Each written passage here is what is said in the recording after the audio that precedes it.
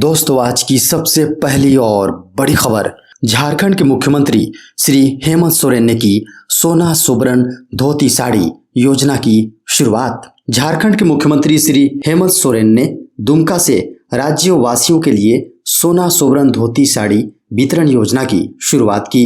इसके साथ एक बार फिर झारखंड के गरीबों को साल में 2 बार धोती साड़ी या लुंगी 10-10 रुपए में मिलेंगे। बुधवार को मुख्यमंत्री श्री हेमंत सोरेन दुमका पहुंचे। उन्होंने कहा कि 58 लाख परिवार इस योजना से लाभान्वित होंगे।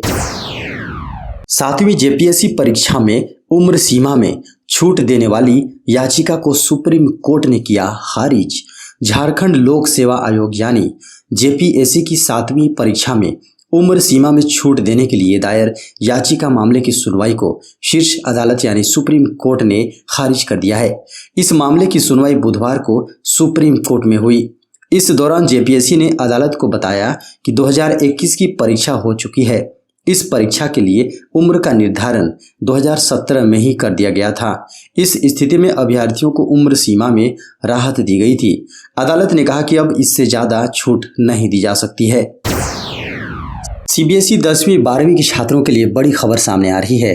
कोरोना महामारी में माता पिता को खोने वाले छात्रों से नहीं लेगा रजिस्ट्रेशन फीस। केंद्रीय माध्यमिक शिक्षा बोर्ड यानी सीबीएसई ने एक सर्कुलर जारी किया है।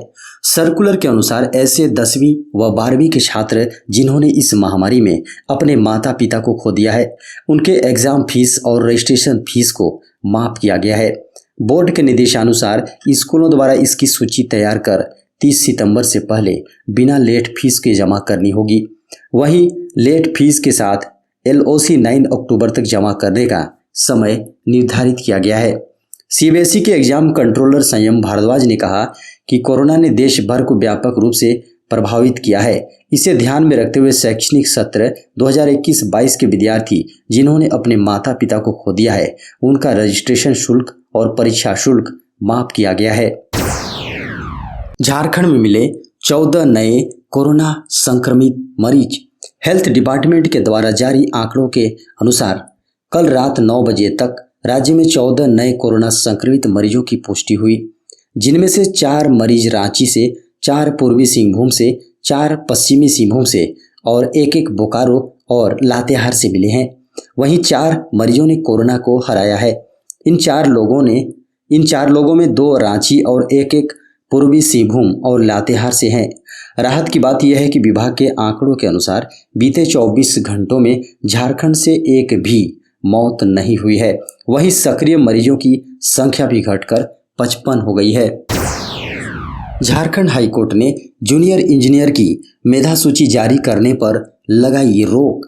झारखंड में ग्रामीण विकास विभाग में संविदा पर कनीय अभियंता यानी जूनियर इंजीनियर की नियुक्ति की मेधा सूची को जारी करने पर रोक लगा दी है। झारखंड हाईकोर्ट के न्यायाधीश राजेश शंकर की अदालत ने बुधवार को सुनवाई करते हुए कहा कि अगली सुनवाई तक कनीय अभियंताओं की नियुक्ति की मेधा सूची जारी करने पर रोक लगा दी है। साथ ही सुनवाई के दौरान अदालत ने कहा कि अगर मेधा सूची जारी कर दी गई है तो वह प्रभावी नहीं होगा। दोस्तों, खबर मौसम की। 28 सितंबर तक बारिश से नहीं मिलेगी राहत। मौसम विज्ञान केंद्र के अनुसार आगामी 28 सितंबर तक झारखंड के विभिन्न जिलों में हल्के से मध्यम दर्जे की बारिश की संभावना जताई गई है। 23 सितंबर को झारखंड के कई स्थानों पर गर्जन के साथ हल्के से मध्यम दर्जे की बारिश होगी। वहीं 24 सितंबर को झारखंड के उत्तर पश्चिम तथा दक्षिण पूर्वी भागों में कुछ स्थानों पर गर्जन के साथ हल्के से मध्यम दर्जे की बारिश हो सकती है। 25 सितंबर को राज्य के उत्तरी तथा मध्य भागों में कुछ स्थानों पर हल्के से मध्यम दर्जे की बारिश की संभावना जताई गई है।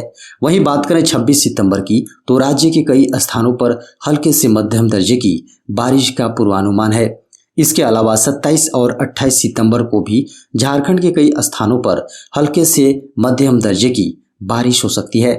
इस दौरान सामान्यतः बादल छाए रहेंगे, साथ ही गर्जन के साथ हल्के से मध्यम दर्जे की बारिश हो सकती है।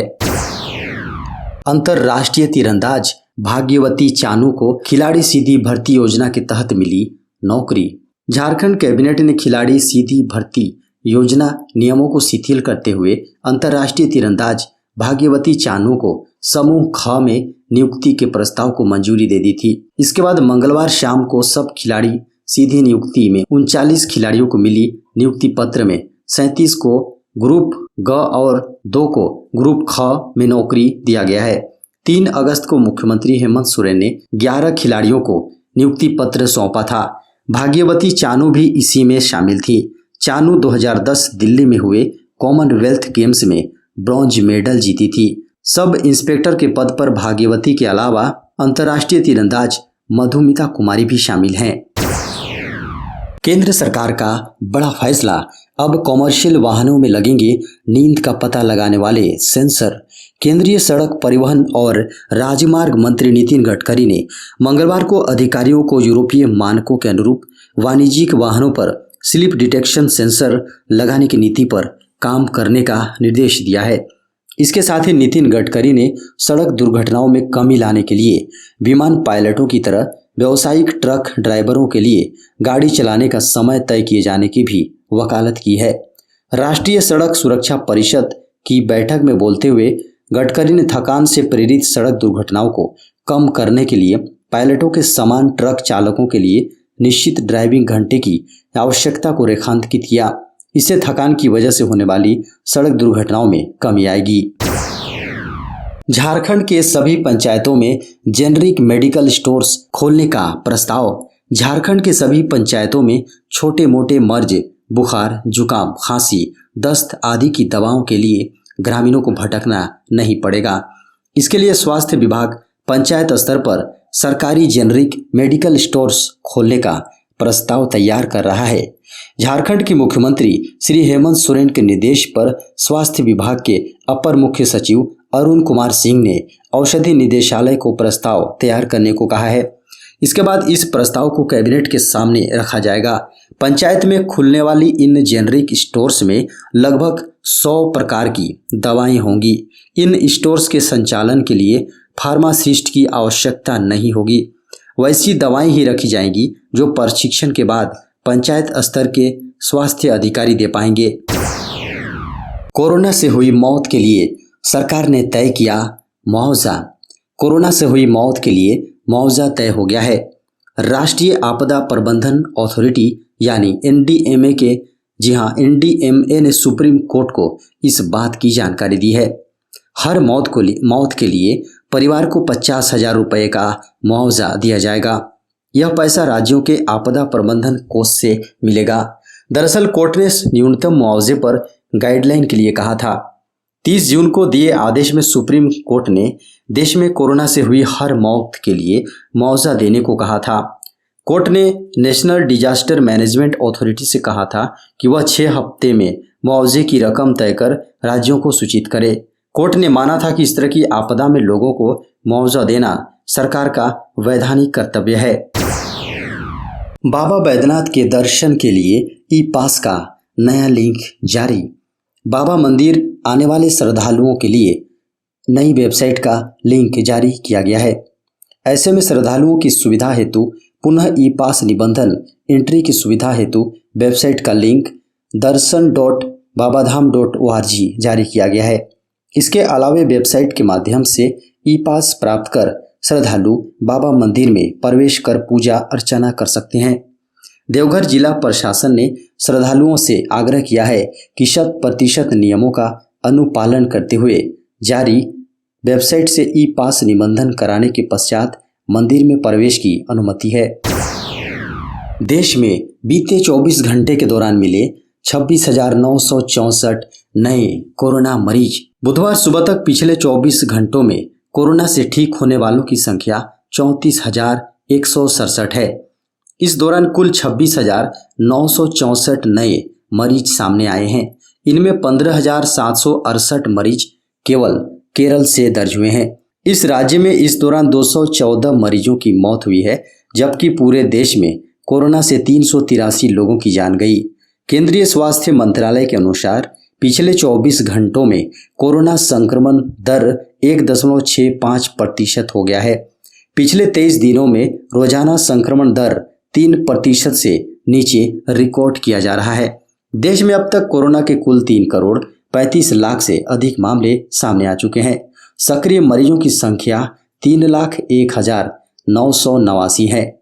आपको बता दें कि कोरोना से अब तक 3,27,83,741 मरीज स्वस्थ हो चुके हैं। 24 घंटे में देश का रिकवरी रेट 97.77% है। देश में पिछले 24 घंटों में 15 लाख से अधिक टेस्ट किए गए हैं। झारखंड की राजधानी रांची की सड़क होंगे 4 करोड़ की लागत से चकाचक। झारखंड की राजधानी की 4 महत्वपूर्ण सड़कों को चकाचक किया जाएगा। सभी सड़कें बारिश के मौसम में खराब हो गई हैं। कई जगहों पर छोटे बड़े गड्ढे निकले हैं। दशहरा के पहले इन सड़कों की मरम्मत कराने का लक्ष्य रखा गया है। विभाग ने अब इन सड़कों की राइडिंग क्वालिटी सुधारने का फैसला किया है। जल्द ही सभी सड़कों का टेंडर फाइनल कर काम शुरू कर दिया जाएगा। चांदनी चौक हटिया से रिंग रोड टोनको टोली तक 3.57 किलोमीटर लंबी सड़क, जी हाँ, इस सड़क को 2.41 करोड़ में बनाया जाएगा। हजारीबाग रोड को 3.70 किलोमीटर तक 3.54 करोड़ की लागत में बनाया जाएगा। बुंडू सोनाहातू जमुदा जरिया मिसिंग पथ 5.80 किलोमीटर लंबी इस सड़क को 3.74 करोड़ में बनाया जाएगा। इधर रिम्स बिजली ऑफिस से चेशायर होम जोड़ा तालाब रोड 1.83 किलोमीटर लंबी सड़क को 1.11 करोड़ की लागत में बनाया जाएगा।